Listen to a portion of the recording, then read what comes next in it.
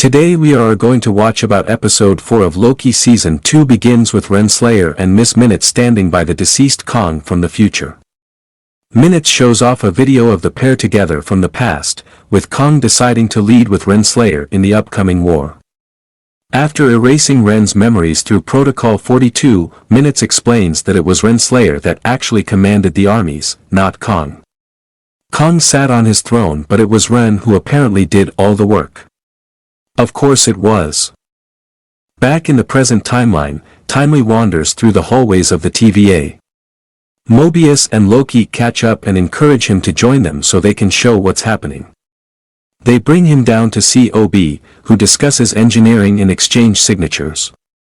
He also has a big model representation of the loom outside that he uses to explain the mission. One of them will need to take the throughput multiple down the gangway, then load it into a launch pad, hit the green button and let it missile off toward the loom. It'll dock, and then scale with the loom's capacity to manage the backlog of branches created when Kong was killed.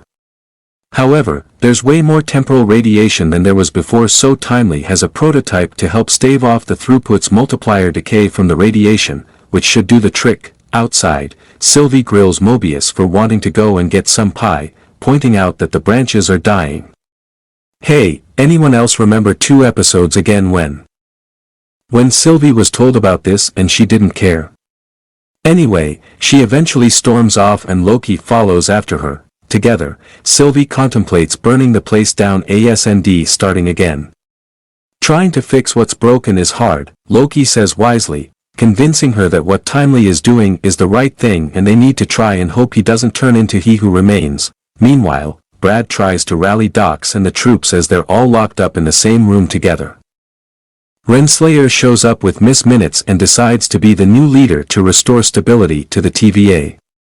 Brad is the only one who wants to join her, so Ren has that machine turned on and destroys everyone who doesn't agree with her, including Docs and all her loyalists. Renslayer has Timely snatched up in the hallway and brought to her and Brad in the council room. With time running out, Sylvie ends up stuck in the elevator, while OB and the others head downstairs to put their loom plan in order.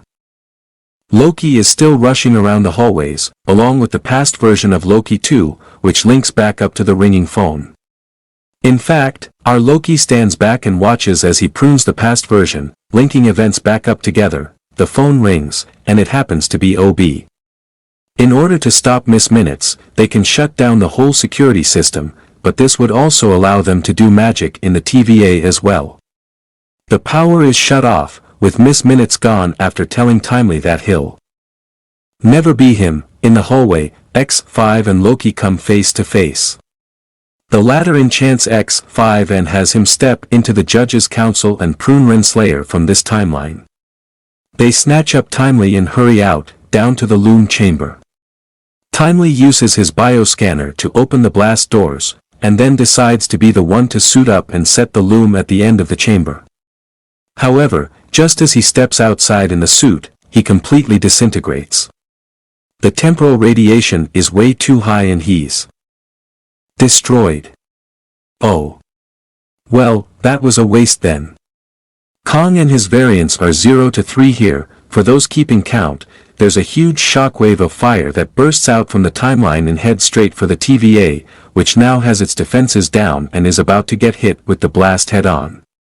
Until the episode ends.